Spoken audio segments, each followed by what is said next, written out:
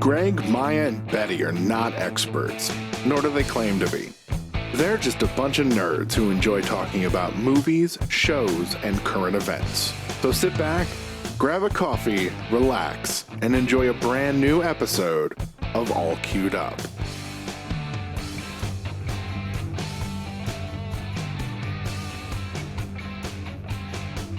Hello, everybody, and welcome to another episode of All Queued Up. This is your review podcast of streaming services like Amazon, Netflix, Hulu, HBO Max, yada yada, so on and so forth. I'm your host, Greg Dietz, and with me always is Maya, Don Fisher, and Betty Badger. How you two been? I've been good. How have you been, Maya? I've been busy. I've been good though. I've been pretty neck deep in D&D stuff, getting ready for us to start playing and everything.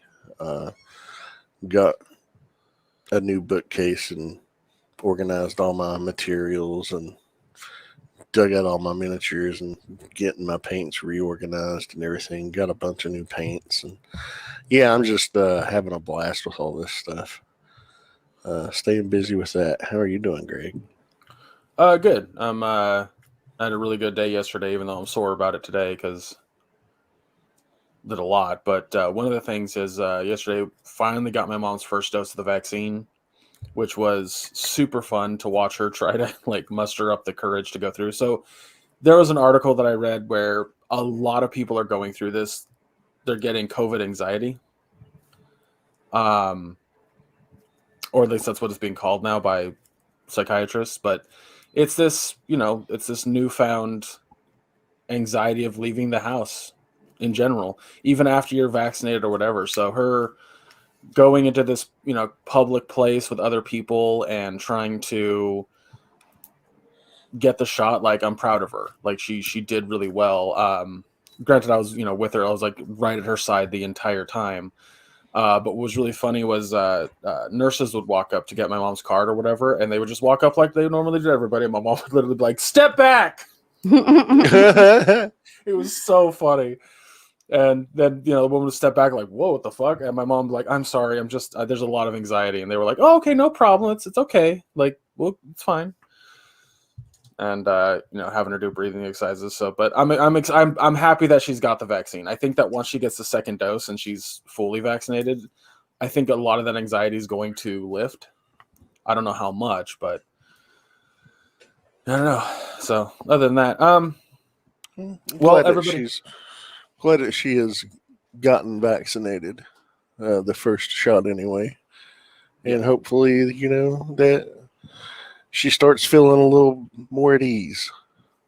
Yeah, it's hard to explain. I one of the biggest things for me that I've been trying to do since the pandemic started is keep my parents safe. And the fact that, my dad and I are now fully vaccinated, I've been trying to get my mom to do it, but because of her anxiety, she's just constant excuses. So the fact that I know how that is. It's my sister got her shot and she'll be due for her next one next week. And she was like, "I might have to, not do it." And I was like, "Girl, you got to do this. I will be driving down and picking you up and taking you myself. He can wait 15 minutes. He's not going to die in those 15 minutes. If they got him doing PT tomorrow after surgery today, I think he'll be okay." So I was like, you're not skipping out of this. It was hard enough to get her down there for the first one. I was like, I'm not doing this again. And that's kind of what happened with the first scheduled vaccine. Well, not necessarily that. I just remember we had to leave because my dad scheduled the wrong place, and when talking to my mom about going to that other location, she was like, "No, I don't want to drive out that far." And I'm like, "All right." Mm-hmm. So yeah, we take Madison tomorrow as of this being published. Tomorrow morning, she gets her first shot at the Pfizer. And for a minute, we thought we were going to have to take her to her doctor to get a prescription first, because the place we're taking her to, the pharmacy has a policy if they're under 14, it has to be prescribed by a doctor, which is dumb to me. But I was like, well, she just turned 14 like 5 days ago, literally. And they said, "Oh, well, you can just bring her on in then." I'm like, okay. Like 5 days makes that much of a difference. Yeah, I know. It's weird. It's like, Lydia is over 16. So when we took her, it was I was concerned because she's tiny. Yeah, and I was like, please put on makeup, lots of makeup before you go. I don't want them to think you're younger than you are and say no. And she's like, I look older than I am. I was like, I know, but please just put on makeup. Just lots of makeup. So yeah, she's dolled up. Side funny note to me, my brother has been constantly like, I don't want to get the vaccine. I don't know, like, I don't want to put that stuff in me, yada yada. The very like anti-vaxxy kind of attitude. But his wife has been very adamant that he get it, constantly berating him like, you need to get vaccinated, you need to get vaccinated. He's just, super against it for some weird reason. So finally he gives in. He's like, I'll fucking go get the goddamn vaccine. Like she gave him so much information about it that he finally felt comfortable enough, I guess. This is also well, I won't say that. But anyway, he was talking to my mom yesterday because he felt like absolute shit after the first shot. And I'm just like, how did you feel like shit after the first shot? Like I didn't feel anything. I just had a sore arm for a day. That was it. And we got the same, we both got Moderna. And I'm just like, but he was like, I have a headache and I feel like super fucking tired and like I'm feverish. I was like, Jesus, dude. So the reason I mention this is because the next time I see him, I'm going to have to explain to him that I have a stronger immune system and he has to deal with it. So that'll be fun. That'll be fun to deal with. Yeah. So have fun with that one. Folks, today we're going to be talking about season 2 of Love, Death, and Robots, which consists of 8 animated shorts. Not 5, 8. I don't know why I did this. Anyway, but first, before we get into season 2 and break down each episode, Betty, what did you think of season 1? Oh, I loved it. I watch a lot of shorts anyways on YouTube. So yeah, there's a cat being a bastard in the background. But no, I thought it was really good. I was kind of surprised though. There was so few episodes in the second season compared to the first. Same. I was like, we got 18 in the first season and we only got 8 in the second season. That's too short. But honestly, if they can pump out more seasons, like maybe every 6 months versus, waiting a whole year for just 8, that'll be better because each one is made by a different group of people. So yeah. The positive angle is that a ton of people have watched season 2. So it's very likely that Netflix will greenlight season 3. Or 2.5 for that matter. We might get 8 more episodes and just call it 2.5. But so what we did with the first season when we reviewed it, Betty, is that we actually talked about each short individually and gave it its own grade. Instead of giving the season as a grade, we did each episode, or short, I should say. So we're gonna do that here. And I have them each written down with my own score. And I wrote down the title of it and then wrote down a very small description. And one of them is my favorite, but we'll get to that in a minute. So we'll start with episode 1, which was called Automated Customer Service. And the note I have here is Old Lady versus Vacuum Bot. I loved this one. Same here, 100%. Oh, Misty and I cracked up during this episode. Yeah, it was funny. Oh, it looks like you put the robot in purge mode. I suggest you run. I mean, I think we've all kind of had that frustration too. It's like, oh, am I old now? Because I know how she feels. I about pissed myself when the robot shot the fucking taser out of the window and hit the old man. Yeah. I was not expecting that. Oh, shit. I lost my shit when it shaved her poodle's head. And then it shaved her head in the same style. I was like, oh, this is funny.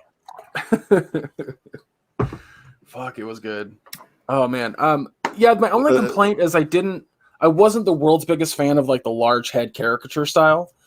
It just seemed a little off-putting. But No, I mean, you know, when your head's the size of your torso and you've got these scrawny little chicken legs, I get that.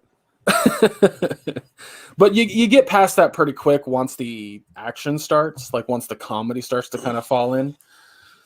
So it wasn't bad, but God, it was so fucking funny. So funny. For people who haven't seen it, the premise is it's a futuristic society where everything is automated, virtually everything. Nobody does hardly anything for themselves anymore. Or at least in this old folks' home. Yeah. And what was funny is when she comes home, or whatever she's doing, she looks over next door at her neighbor. He's cleaning his gun behind a fence, but it looks like the motions, he looks like he was jerking it just looking at her. And I was like, oh, that's creepy. And then, shows him cleaning his gun. I was like, oh, okay, he wasn't jerking it. But I knew he wasn't jerking it just by the shot, like the way that it looked. I was like, there's no way that he's jacking off. It's got to be a bit. But I wasn't expecting a gun. I'll give you that. But yeah. I will also note that with a lot of these,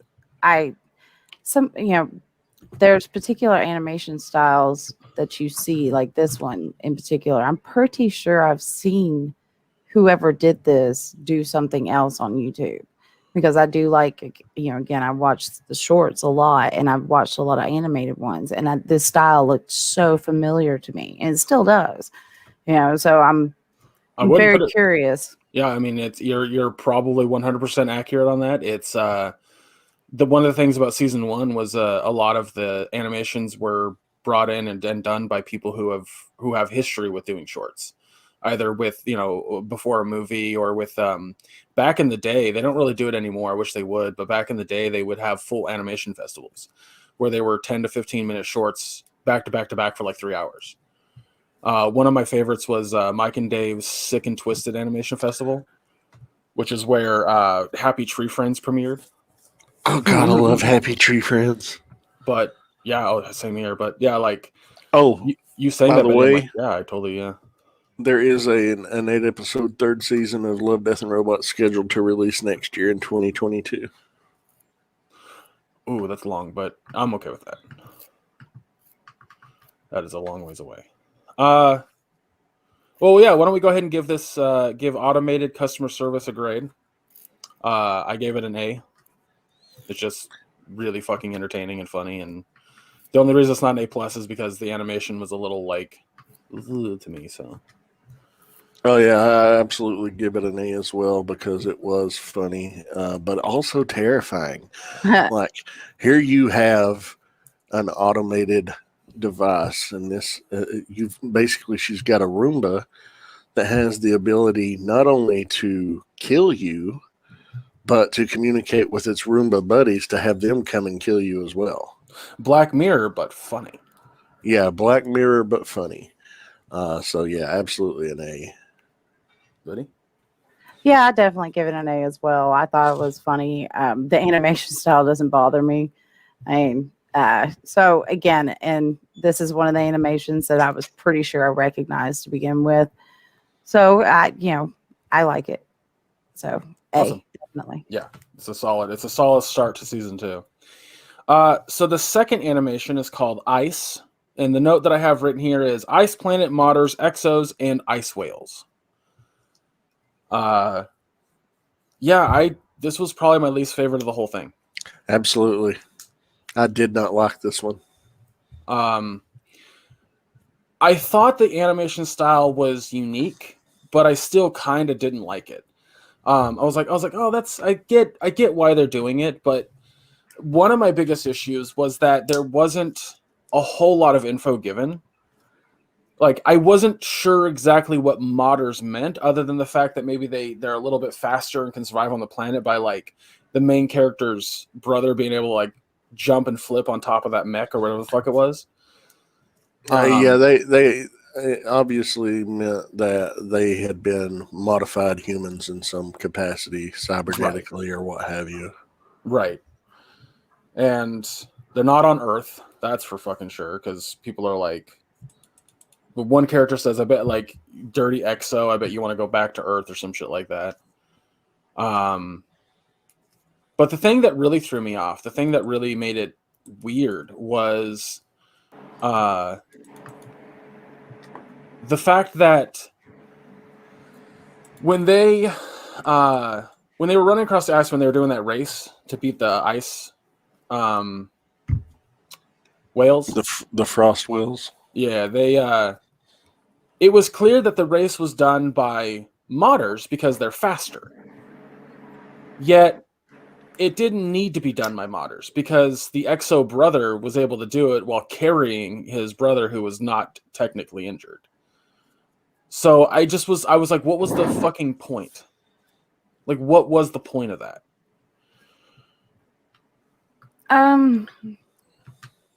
Adrenaline? I don't know. Honestly, this one's kind of muted in my mind because it also was not one of my favorites. So, I thought that the animation was interesting, but at the same time, it was also it would have looked better in a comic book. Yeah, I agree. And the proportions were just off in strange ways. It's like, sometimes that can work. This time it didn't. It bothered me. There's an animation from the 90s that I absolutely hate. It was on MTV's like Liquid Television segment. It was Aeon Flux. Oh, yeah. I knew you were going to say Aeon Flux. Yeah, I hate the animation Aeon Flux. I get it. It's not my favorite either. This kind of reminded me of that, and I was like, whoa. I get it. I hadn't thought of that show in years. Then they did that terrible movie with Charlize Theron, I think it was. Oh, sorry, I'm stretching. But anyway, yeah, so let's go ahead and give a grade to this one and move on to the next one. I give this one a C because I could see potential for it. I can see, boy, that sounds like I'm making a joke. Right? I like the idea behind it. I like the idea of an ice planet where there's people who are modded to live on the ice planet in certain conditions, and that like there's a storied history about the people who are stuck on the planet but not really stuck on the planet. I don't know. So I like the idea, which is why it gets a C. I think execution and animation style is just not my cup of tea. So that's that. But Betty, why don't you go next? I'd also give it a C. It just, again, it wasn't my favorite either. There was a lot to the story that just kind of felt like, what? Huh? How did we get here? I don't understand. I kind of felt like, did I miss something? There's a couple times where I rewound it. I was like, did I miss something? No, I didn't. So see, that's being generous. So Maya. I'm not going to be generous, and I'm going to tell you it's just D. It is D for dull, dreadful, dreary, and just not any damn good. It sucked. Jesus. You ain't wrong. It sucked. This one was bad, and I was like, the whole, I don't have a problem with angst, but they really dwelled on the angst of the one unmodded brother, and all of a sudden looped it up. Yeah.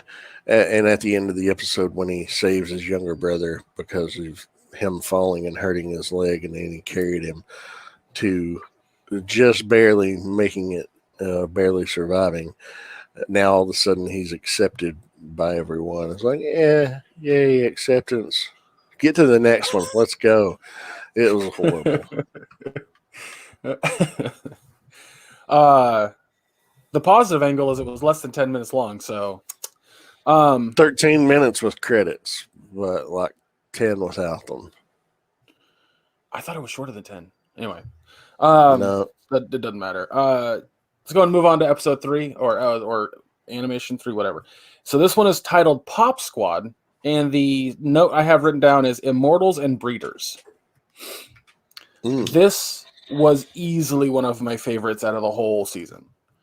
Absolutely fucking love the execution on this, the idea on this. It gave you enough information to understand the world that existed, while also giving you some like really cool fucking thought-provoking, like, if this world existed, how would this affect people? And the animation was just gorgeous, like really fucking detailed. But yeah, this is one of several that animation was so realistic that it could have been live action. Yeah. The proportions on people's heads were a little off to make it kind of stylistic, but not to the extent of automated customer service by any stretch of the imagination. That was like really adjusted. That was like, I'll say that automated customer service is like if you put big head mode on like NBA Jam or some shit. This was like he's on fire. This was more like if a caricature artist at a amusement park or some shit like that made like proportionate sized heads. That's what the facial features reminded me of more, and not of every character, like the main character and the girl that he was with, and that's roughly it. It's hard to explain. It was off, but not enough. Like it didn't seem jarring. It was like I had to. They were low key Disney-fied. There you go. Perfect. Very low key Disney-fied. But the general idea behind this world, for people who haven't seen it or are going to see it, or I don't know, whatever. Basically, the world exists to allow people to live forever. You go through a medical process where you gain a lack of aging. And so people live, like a lot of the characters in this are 200, 300 years old. But one of the things that's outlawed is making babies. You're not allowed to make kids. Well, some people went against that. And the first shot of this fucking thing is dark. Real fucking dark. It's a woman who's being arrested for having kids. And then the main character fucking kills the kids. Just shoots them both right in the fucking head. The police force eliminate children on sight, summarily executed. Yes, grim. But it starts to go into this not metaphysical, but philosophical kind of thought-provoking of, what's the point of living if you don't get to enjoy things from a kid's perspective, or if you don't get to make more people. Like, one of the great things about oh my god, I can't remember what I was watching, but it was basically somebody explaining that living forever that's what it was. It was, oh my god, okay, it was from Demon Slayer, the movie. One of the demons is talking about being able to live forever, and the guy fighting him, the samurai guy, he basically says one of the great things about being a human is that you don't get to live forever, and that you get to see the younger generation kind of grow up. That being able to be human and go through that experience is the beauty of being human. This story kind of takes that and runs with it. And that's, to me, what I probably love the most about this. It was like, it kind of took that Blade Runner-y fucking cerebral aspect and did something a little different with it. And the one thing about Pop Squad is it needs to be a whole movie. It needs to be its own fucking whole movie. To me, at least. I think it does. Like, we didn't get enough time in this world, personally. I got a very Altered Carbon feel to it, especially first season of Altered Carbon. Yeah. Yes. And the society among the clouds, where people were just living in frivolity and hedonistic natures and all that.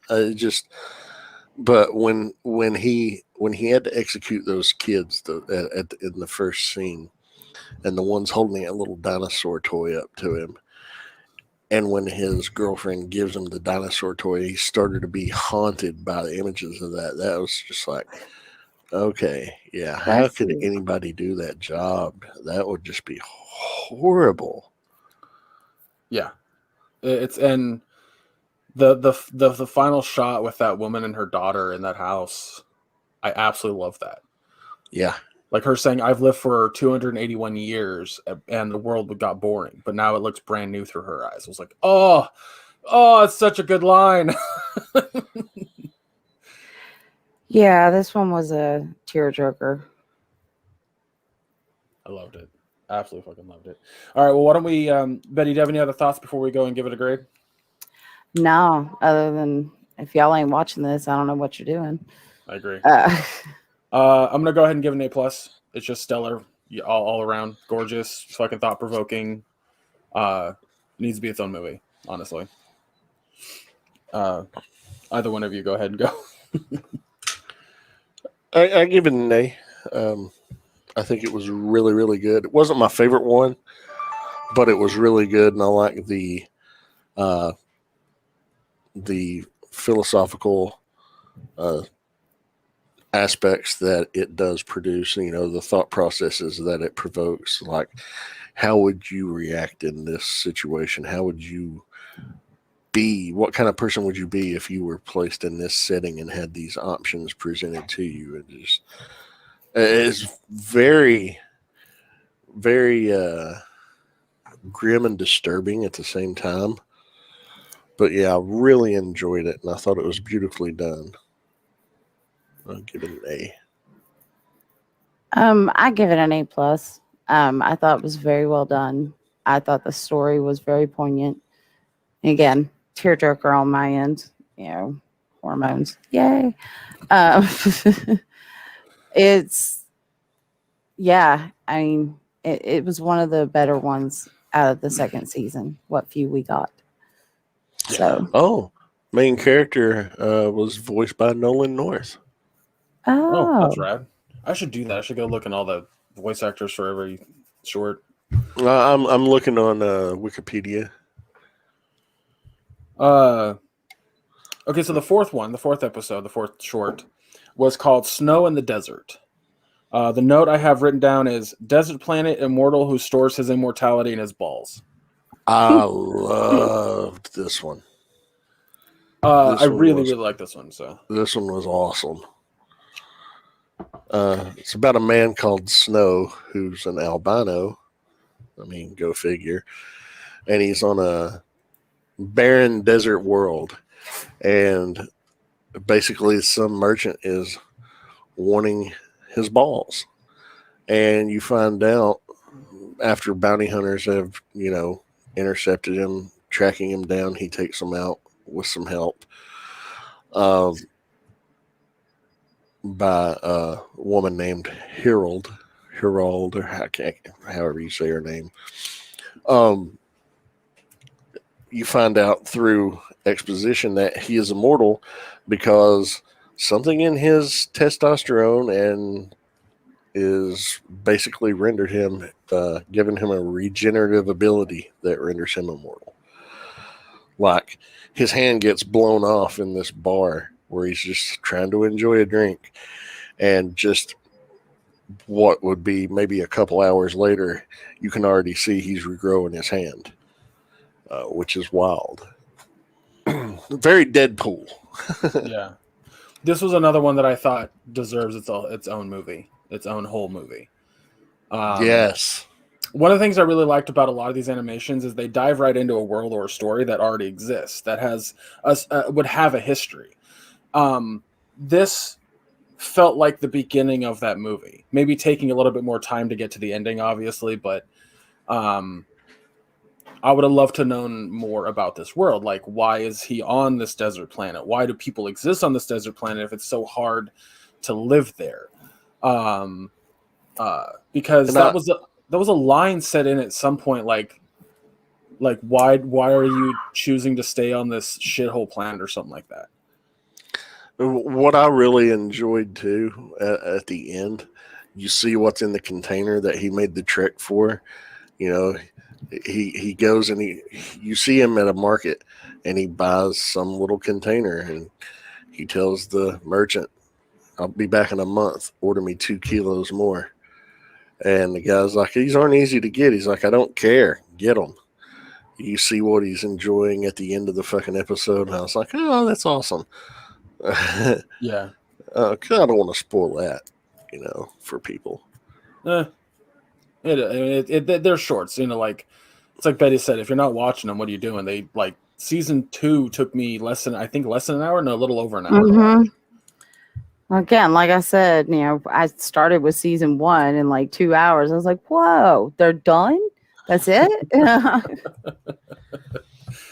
Yeah, I mean, like that's the thing. Season 1 and 2, if you watch them back to back, it's about the length of a full film. Yeah. But you could watch both seasons in less time than it takes you to watch the Snyder Cut. And I highly recommend that you do that instead of watching the Snyder Cut. You have a better time. I wrote down my rating for each one as I watched them, and I gave this one an A-, but I don't remember why. I genuinely don't remember why I gave it an A-, because recalling it in my head, I'm like, it was better than an A-.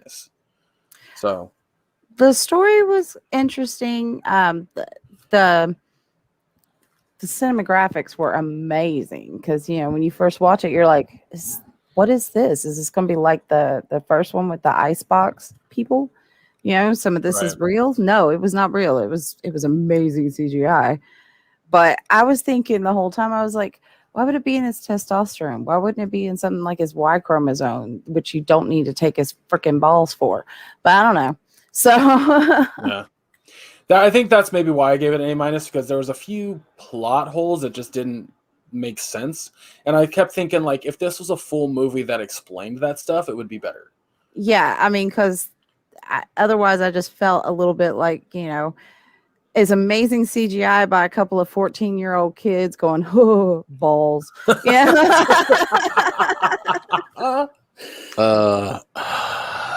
Shut up. Right? Total Beavis and Butthead. I will say this, that the very ending, like, reveal thing, if you will, I wasn't the world's biggest fan of. I remember thinking that. I remember going, that seems like an easy way out. An easy, like, little, like, okay. I don't want to say it because I don't want to, like, in Maya's category. There's your A-. Yeah, I think that's, as I'm trying to recall it, like, why did I give it an A-? And I think it was that primarily. Because everything else was great. Like, I was like, this cool sci-fi world where, like, they have to have a tent that, like, turns on a cooling event, like, thing. I don't know what to call it, but he called it the day tent, and it basically, was a climate-controlled environment for them to be cool and sleep out in the desert during the daytime. Yeah, a the reverse dragons, greenhouse. Those weird, like, dragons that sat on top of those bones and, like, would use their wings to cover themselves. I was like, that's cool. That's really cool detail. But yeah, again, the animation itself was amazing. Yeah. The story could have used some work. And again, like you said, if it was a full-length film, it would have been better. I think if it was a full-length film, they could have fleshed some of that out, and it wouldn't have left me with that balls feeling. I mean, yeah, I agree. Well, like I said, I gave it an A- because there's a couple little issues here and there. An A- is not a bad score, but Maya, what'd you give it? I would give this one an A as well. Really, really enjoyed the world and everything. This is probably my favorite one. It's not mine. I have a favorite one, but we'll get to that. Well, between this one and another one, it's definitely one of my top 3. With Pop Squad being in the top 3. This one and one more. But yeah, I thoroughly enjoyed it. What would you give it, Betty? I give the animation itself gets an A+. The story is a B. So that's just, again, the animation was amazing. The story was, again, it could have used some work. And just the feeling I was left with at the end, I was like, if I was your teacher, I'd be like, B, you need to work on your story a little bit. Not everybody's, feeling the balls vibe, okay, kids? Genuinely, like 3 of all of these deserve its own movie. This is definitely one of the 3 that deserve its own movie. Everything else can stay a short for all I care. But yeah. So number 5. Let's move on to number 5. What I have the title of it is called The Tall Grass, and the note that I have written down is "Don't wander in the tall grass. It's that fucking simple." Right. Right off the bat, one of the things about this animation that I loved was that it is in 12 frames a second. It has that. It has a very visual style to it that I fucking adored. Plus, it's like the style that it looks kind of drawn, but it's not. It's very much CGI. Like, love that shit. But the story, on the other hand, is very like if Stephen King wrote a short. I was getting Lovecraft vibes, honestly. Lovecraft, yeah. Well, yeah, because it is Victorian-ish. Like, well, Edwardian. It's Edwardian, and just by his clothing, he looks like Lovecraft, and the monsters are definitely a Lovecraft thing. I mean, the whole story's ambiguous nature was very Lovecraftian. So again, you take that as you will, but Lovecraftian works don't always hit their mark. What I really liked about this story was that it was simple. That it told the story of a guy, basically, curiosity kills the cat, and almost killed him. Yeah. I loved the time setting that it was placed in, during the Steam Age and all that kind of stuff. Love the animation style, so I enjoyed it, but it is very fucking simple. Like, guy gets told to not go in the tall grass. He goes in the tall grass, almost dies because of monsters.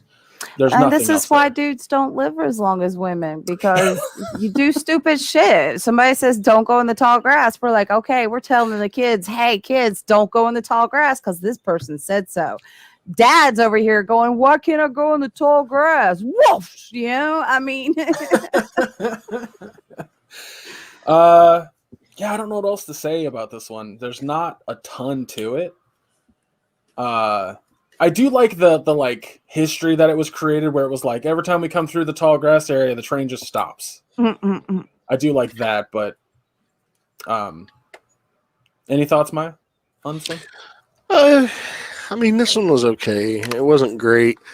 I like the way the creatures looked, but I've seen that style of creature many times, so they weren't terrifying or anything. They are very familiar, but it was okay. It wasn't great. It wasn't horrible, but yeah, I think that's why this one was a take it or leave it. Well, I think that's why, like I said, like every other story can just stay a short. And I think that's why this one works as a short, is just because it told a very quick, small horror-based story that was just kind of neat. And like I said, I really fucking enjoyed the animation and the style that it looked. Like, I really fucking dug that. So that's why I gave it an A, primarily, just because it was like really pretty to look at. But it was pretty, but this one was where the story, just didn't do it for me, which is why I would give it a C. Wow. That was way better than that. I'd give it a B. I mean, I didn't think it was horrible, but the vagina face monsters have been overdone. Yeah, it was nonplussed. I mean, it was pretty, yes, but at the same time, it wasn't anything that was like, yeah, I didn't see that coming. So no, I'll give you that. Like, it was very predictable because we've seen it. We've seen stories like that.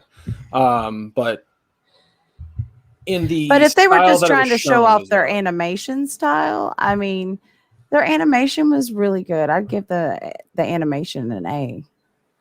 That's honestly why Yeah. it was. That's why, like, It- primary why I'm giving it that is because like it wasn't just the animation; it was like the choice in making it 12 frames per second, and um, It like reminded me of the Polar Express, that animation style. Mm-hmm. I disagree wholeheartedly. Especially with the train. Disagree wholeheartedly. It didn't look anything like the Polar Express. It's just The style, not the aesthetic, the way it looked. You know, the way it was drawn, not the way it's animated, but the way it's drawn. I disagree on Very that. Like similar. it was, I completely disagree. The Polar Express was very much a CGI. Like characters had smooth outlines, whereas this looked like someone was drawing it and penciled it in. What I'm saying is the style, not. I don't know if I'm saying it right. Hmm. What basically, if you CGI'd this, it would look just like the Polar Express to me. But or if you hand drew the Polar Express, it would look almost identical. That's what I mean one of the by reasons. the visual. That's one. I get what you're saying. What I was gonna say is that I think Okay. the reason that this stuck out to me so much was that it looked hand drawn, but it wasn't at all.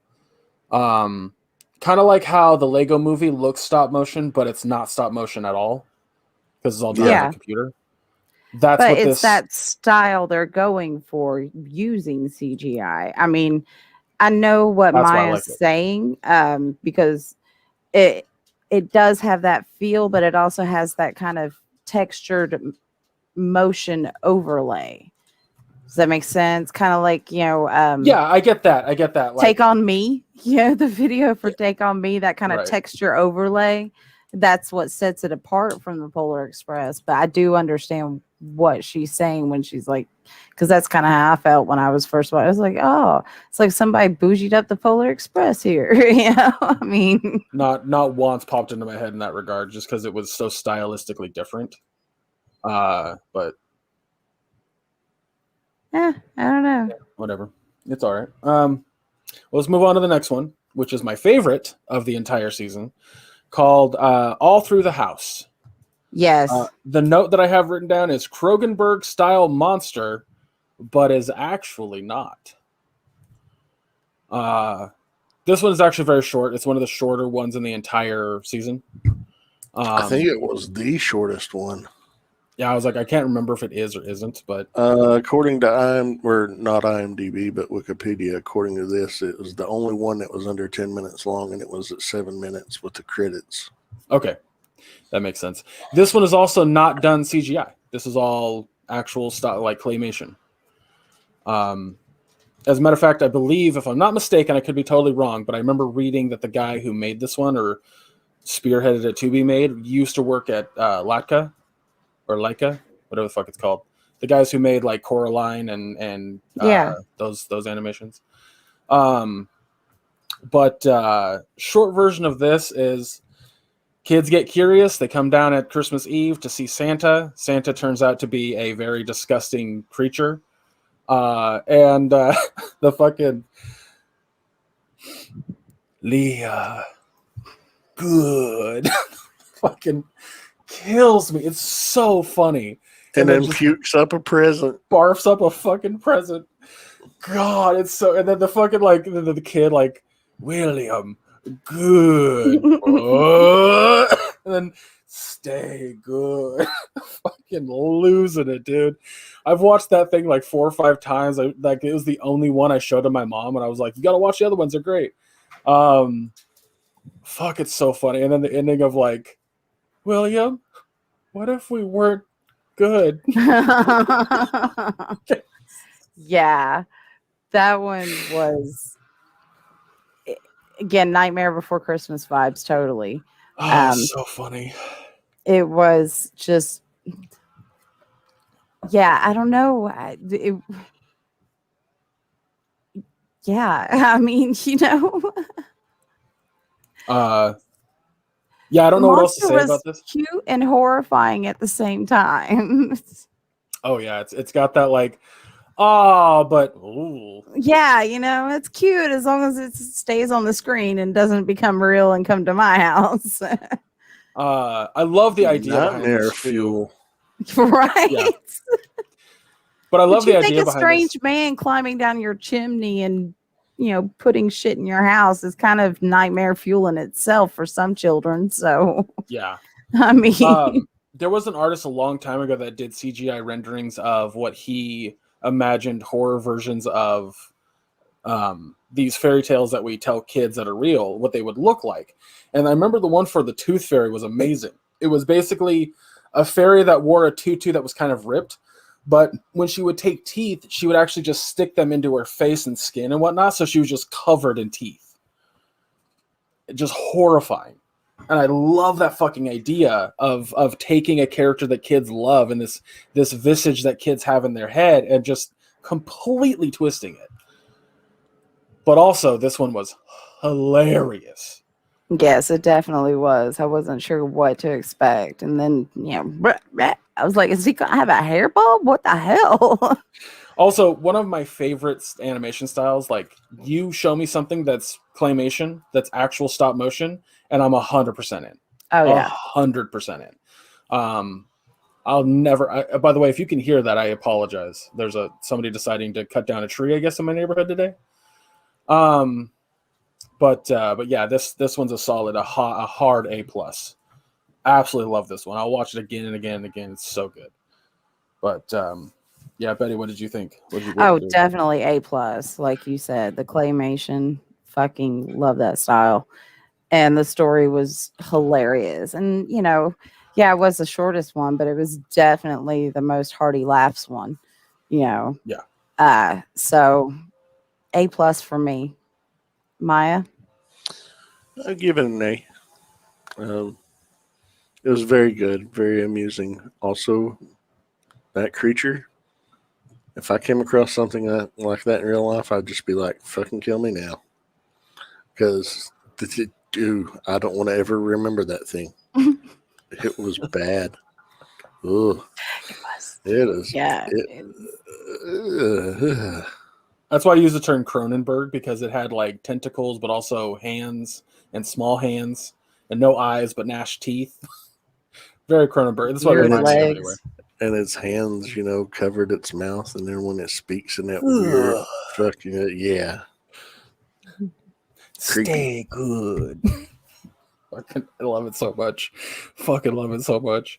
All right, let's move on to number 7, which was called Lifehutch. And the note I have is malfunctioning robot gets bested by a flashlight. This one I actually thought was not CGI at first because it stars Michael B. Jordan. But apparently it's all CGI. They just like face captured him. That's it.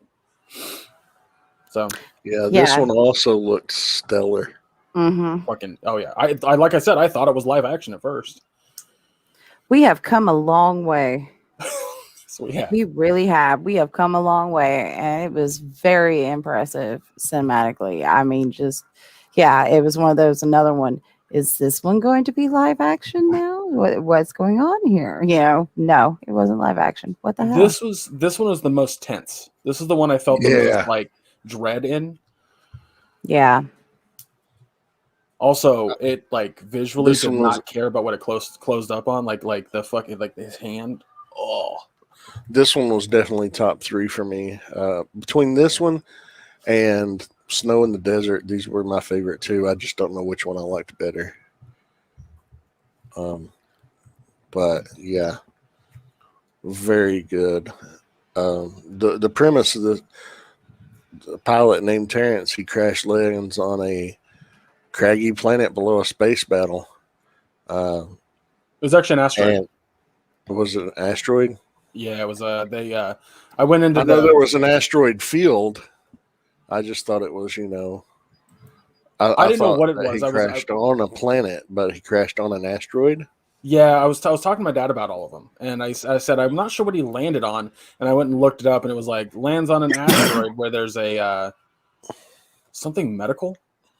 It was a medical shelter called a Lifehutch that had crash landed there. Yeah, and when he gets to it before his oxygen expires, its automated systems, come online, but the repair robot inside is damaged and sees him as a threat and begins to attack him. To be fair, I saw anything moving as a threat. Yeah. Which he learns very quickly with his helmet. Go ahead. Oh, it was another, again, it was definitely one of the ones they could have turned it into a movie very easily. See, here's why I disagree. I think this works best as a short, just because of the context of him surviving this robot by itself. Now, what he is and what he does could be its own movie, and this could be a segment in the full movie.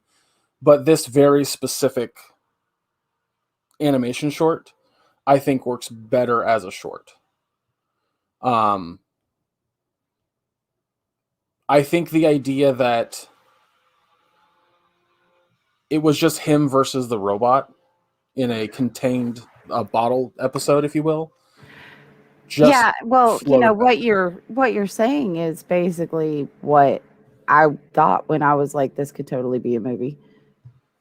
But I wouldn't want to watch that for an hour and a half. No, and not the whole battle itself. That would be just, one part of what they could make as a, what he's doing, his whole job. I thought, this is interesting enough. I'd like to see some more. What's he doing? How's this going? What are other things doing? Right. Again, and the CGI was beautiful. I mean, just it was insane. So spot on. At first, I thought what they did was they just they had Michael B. Jordan in a mocap suit with a green screen and all that kind of stuff, and just took his head and then animated around it. But no, his face is full CGI, which is nuts. I was like, Jesus, that is insane.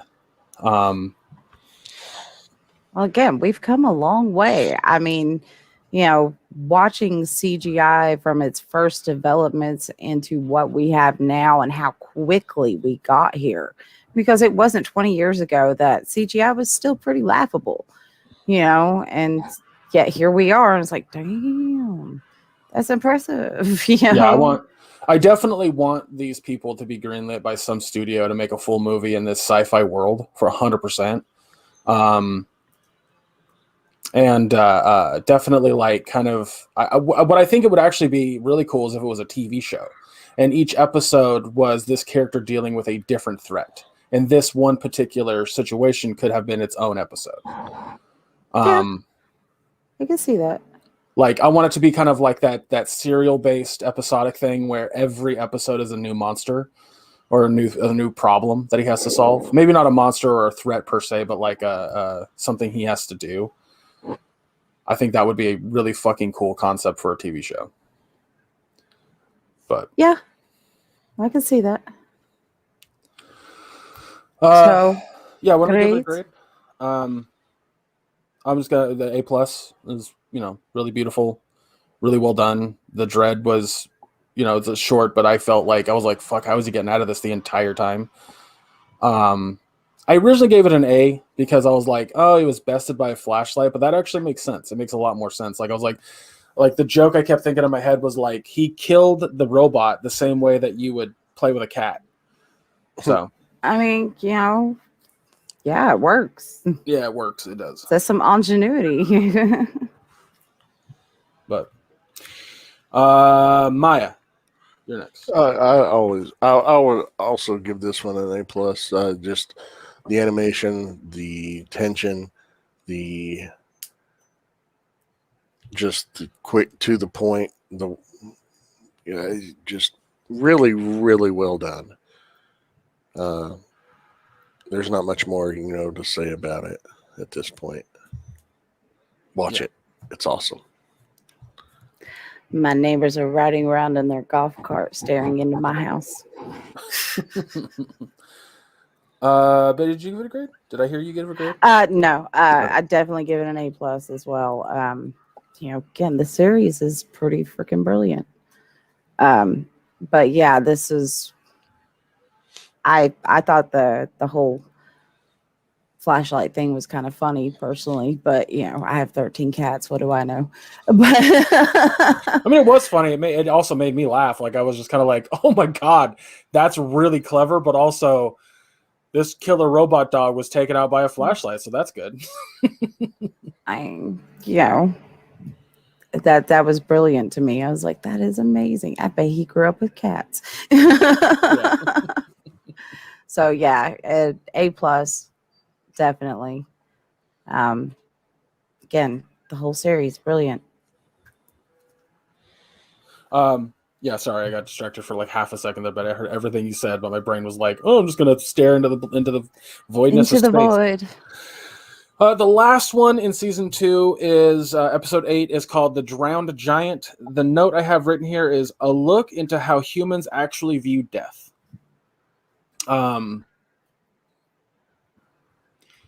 So the concept of this is a Gulliver's Travel style like monster washes up on a beach, but it's a human, not a monster. Sorry, a human giant, but it's dead, like a beached whale, if you will.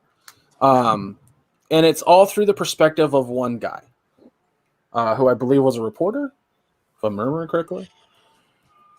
I don't know if he was a reporter or if he was a scientist.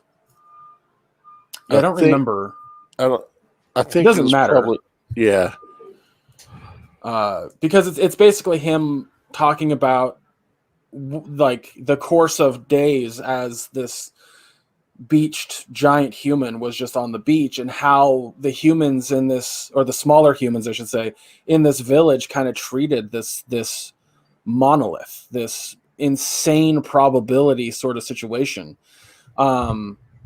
And what I personally really liked about it was, as it continued, and the things that he was saying, like it'll eventually be no more than a memory or like a folklore of a sea monster.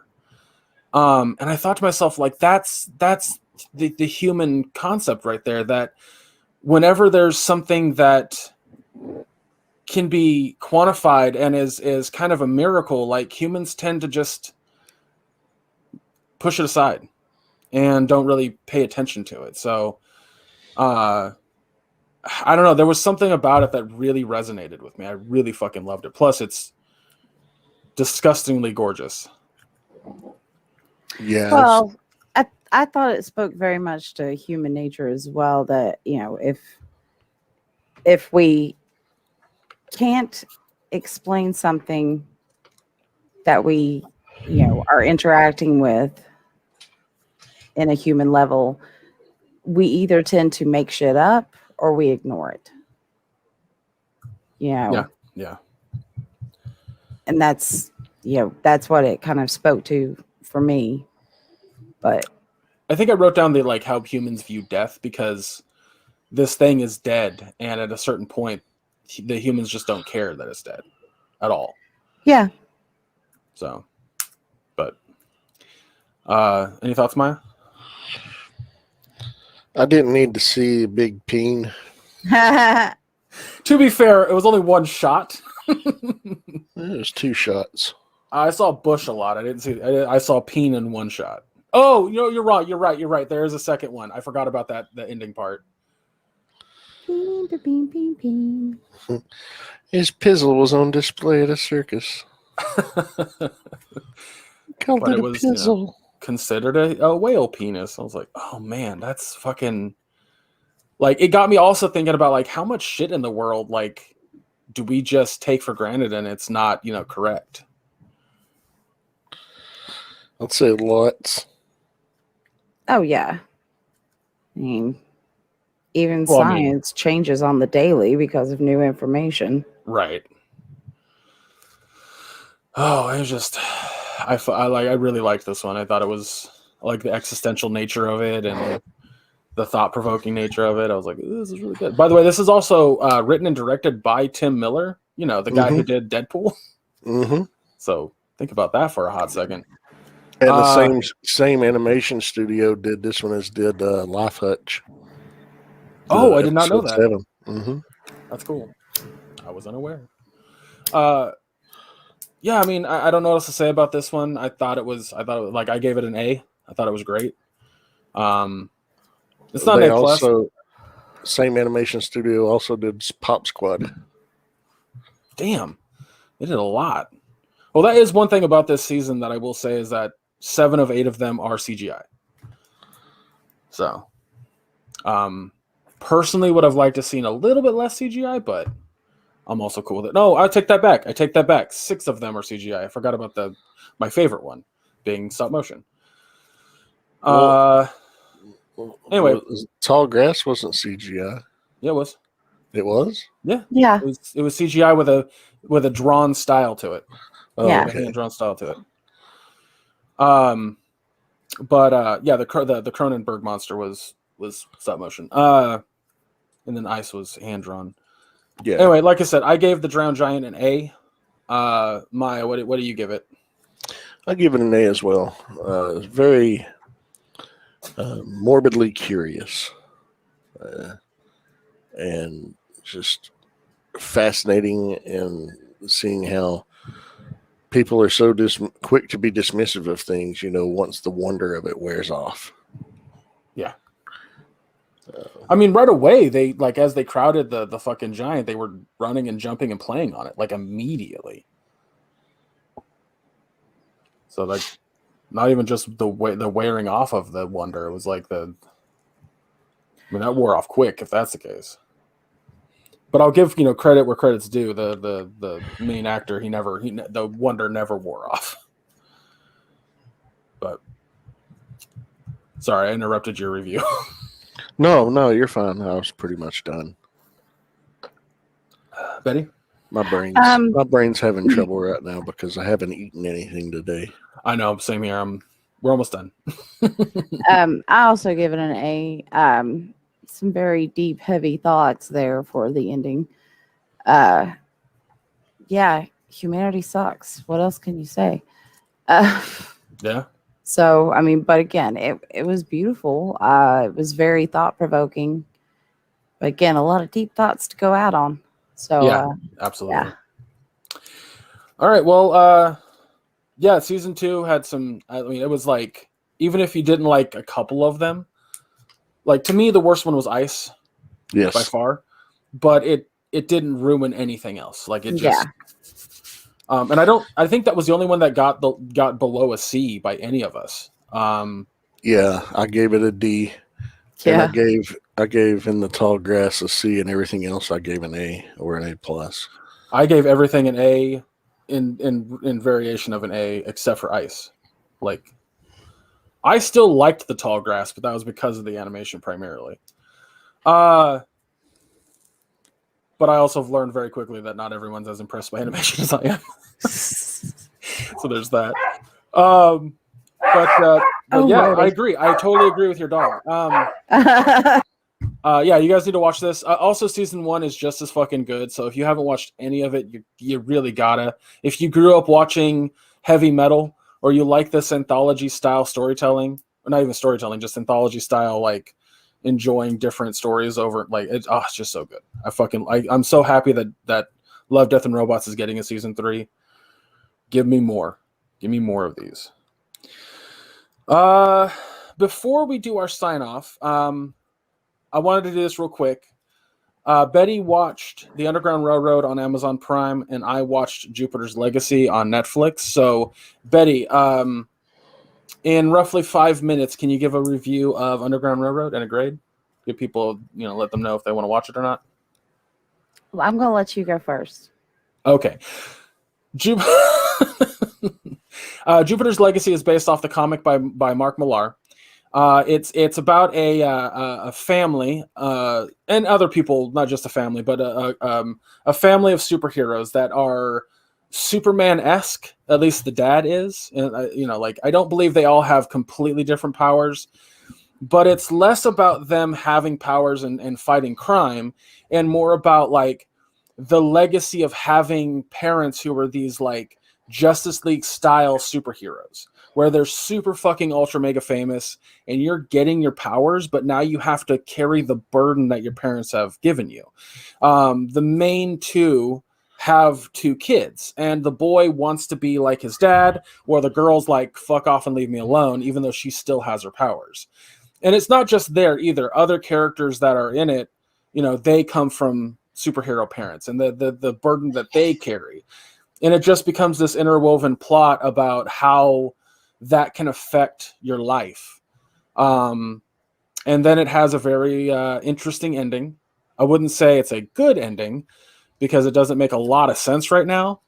But I think that's also meant to be like, ooh, come back for season 2. So you're, you know, we got your interest piqued. But one of the things it does that's really interesting is that it'll switch between these parents who, you know, they got their powers first. It'll switch between them and the modern time or the present. And when it does, it changes the letterbox. So when it's in the past, it's full screen. When it's in the present, it's more letterbox than anything else. It's the easiest way to know what era you're in. I would argue that, hey, if it looks like it's in the 1920s, then it's in the past. Like, that's as simple as it gets. But it's good. It's good. I think overall, I'd give season 1 a B. It's a solid B. I think it has a very slow start. It tries to do what Invincible did at the end of episode 1. It tries to do that at the end of this episode 1. I don't think, you know, they're being made at the same time, so I don't think that has anything to do with it, but it does something similar. And I think it's supposed to be like meant to make you want to go into season 2, but I started having I was like, why is it like, what the fuck? It just, there were some things about it that didn't grab me as much as Invincible. So, but I'll give the show credit. It makes me want to read the comic just like Invincible did. So, you know, there's that. But yeah, solid B. Betty, what you got to say about Underground Railroad? Okay. Underground Railroad is a 10-episode special feature on Amazon Prime. I went into this not knowing anything other than, you know, this is going to be about the Underground Railroad. And the first episode was really good. It was very much, you know, what you would expect out of a movie about the Underground Railroad and slavery. And then you get to the end, and it's an actual underground train. And I was like, whoa, what the? Yeah. So I had to re-examine everything that I was thinking about what I was set up for in this series. And I think, because again, I haven't really looked anything up on it, but I think it's maybe an allegorical tale about the hardships and horribleness that, you know, Black people have gone through in America, especially during the time of, you know, when slavery was bound to come to an end. Hold on just a second. Okay. Yeah, I had to look up the information on the book, and the author very much wanted to tell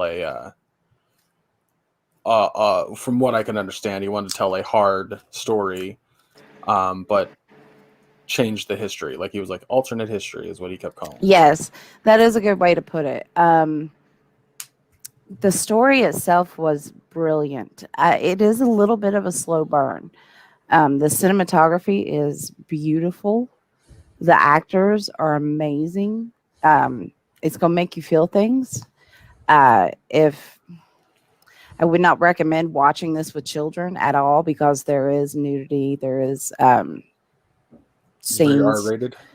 It is, yeah, it's definitely very R-rated. Language alone, there was more use of the N-word than a Quentin Tarantino film. So yeah, that made me laugh when you mentioned that in our private group conversation, and Maya was like, more than Django Unchained? Yeah, I mean, really, I was like, whoa, this is making me feel so uncomfortable. But, you know, that's the whole point of it. It's going to make you feel uncomfortable. But it was beautifully done. And the story it told, do not go into this expecting it to be wrapped up in a pretty bow. It is not going to be. you're gonna have a lot of feels in that last episode. It's really hard, but it was just so well done, very beautiful. I give it an A+, absolutely. I I think people should watch this. It was hard, but it was good, and I can't recommend it enough. I loved it. I absolutely loved it. It was Amazon Prime fucking nails their shows back to back to back. It's crazy. amazing. I mean, I was so blown away by it. I just it's like, whoa! It was, yeah. I mean, literally, I sent y'all when I was watching that last episode. I sent y'all text, and I was like, whoa, this is crazy. I mean, literally, I was sitting here going, oh my god, what the fuck? Yeah, when you were sending those, I was sitting there thinking like, because I thought it was based on like I thought it was like a biopic of people around the time or of the Underground Railroad, and you were like, no. I was like, No. oh. Yeah, that's So, again, I thought it was going to be something, similar maybe to Roots, more woke and updated. Um, no, that's not what it was at all. It was very, again, alternate history, allegorical, because I mean,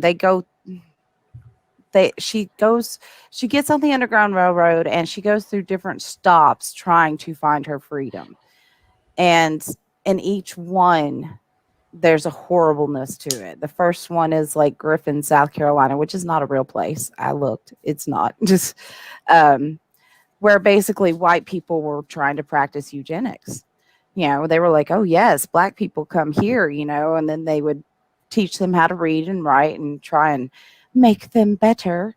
And then they were practicing eugenics. They would take your kids away, or they would, they were snipping people. I mean, which I know happened, especially in North Carolina. That state was really bad about that. And, it was just, and it's very, very Martinish, George R. Martinish, in the fact that don't get attached to anybody. oh, gotcha. Don't get attached to anybody. It's, I mean, again, and the whole story in each place, and it's, he told a brilliant story. He really, really did. I think this is something everybody should watch once. I do. I love it. So Right. that's it. A+, rounded awesome. out there, because I could probably talk about this all day long because it was so good. It sounds like it's clearly worth more of your time than Jupiter's Legacy was. So there's that. Yeah, awesome. Fucking 3 shows done and done. Well, let's wrap this puppy up and get out of here because I need food. Maya needs food. I don't know about you. I need food. Okay, we all need food. Yes. Next week, y'all, we're gonna do a uninhibited. We're just I might have like a small game or something that I might try to figure out, or I don't fucking know. We'll just maybe shoot the shit for an hour. We'll see. Yeah, make sure you follow us on all socials so you know what's going on in case we do add something that we're going to review. That's where you can check that out. You can also comment there. Let us know what you think of the episode. Let us know if there's something you want us to kind of discuss in an uninhibited. But that's that. You can also check out our Teespring store if you want to get some merch with our animated faces on it. There's also like mugs, and I know we're coming out of the pandemic, but you still need a mask, and I believe you can buy one at Teespring with our logo on it or whatever. But yeah, other than that, make sure you go to the YouTube channel, where normally you can see all of our pretty faces. Yeah, I have had a scratch in my throat today, so y'all don't need to see me over here looking like I'm about to explode. Maya was going to be on camera today, but had Well, the biggest thrown in her plans. Yeah, that yesterday turned out to be a bad day, so we're recording a day late, and 3 people in one bathroom, and when everybody needs a shower first thing in the morning, I was the odd girl out. So Yeah, know how that feels. Well, the reason I mention this is because I'm not going to give you shit about not being on camera this week. So thank you. But next week. Next week, absolutely. Show your face. But yeah, go ahead and hit the YouTube channel where you can also I have 2 reviews up on the YouTube channel finally. Look at that. I reviewed Ted Lasso and I'm drawing a blank on the other show. The fuck was it? Godzilla versus King Kong. Yes. Godzilla vs. King Kong. I'm going to start recording more of those. We're going to throw them up on the YouTube channel. But yeah, other than that, make sure you subscribe to that, follow, leave a comment. It helps with the algorithm. It'll help with our engagement. So it's free to you. It helps us out big time. So go ahead and go do that. But that's it for all of that. Maya, where can folks find you? You can find me on Facebook under my name. It's, not too difficult to figure out what that is if you listen to the show. It's a public profile, so if you want to follow me on Twitter or Instagram, you can do so. They are linked to my Facebook page. As for other shows you can catch me on, aside from this one, every week you can catch me on Friday nights on the Realm of Collectors YouTube channel on Nerd Life Syndicate, live at 9 p.m. Eastern. And then every other Wednesday at 9:30 p.m. Eastern on the Realm of Collectors YouTube channel on Figure Banging. And Greg was actually on with us last week on Nerd Life Syndicate, and we had a great time. I was. And that's me. What about you, Betty? You can find me on Facebook at Betty Badger Ogletree, and you can find me on Twitter at Bright Betty. And that's it. Greg? Follow me on all socials under Chub Rock Geek. You can find me on the Mission Start podcast, which I'll be doing with Anthony. We're actually going to be planning for next month to cover all of the video game news coming out of these conferences, including E3 and outside of E3 when they just start announcing shit during the summer. There's a high probability that Anthony and I will be back to do our video game podcast, the news podcast that we did a long time ago. We've both been talking about it. We're kind of aching to get back into it. How often we do it, if there's a schedule, who the fuck knows at this point, but it's in talk. So if that sounds like something you're interested in, go search for Mission Start. We have a YouTube channel, Mission Start Tubes. We have if you search Mission Start podcast on any of the streaming or the podcast platforms, you'll definitely be able to find it. But yeah, I also have a review up for a game, or not yet. Sorry, it'll be on the YouTube channel when that happens. But yeah, that's it for that. Guys, thank you so much for listening. Again, next week, nothing scheduled. We're just gonna be here. But again, thank you. I appreciate you guys' patronage. I do. I'm sure Betty does, and I know that Maya does. So. Fuck yeah. I do too. In case y'all forgot, Black Lives Matter, stop Asian hate, protect trans youth, and free Palestine. We'll see you next week. Peace, love, and polypops. Take care, everybody.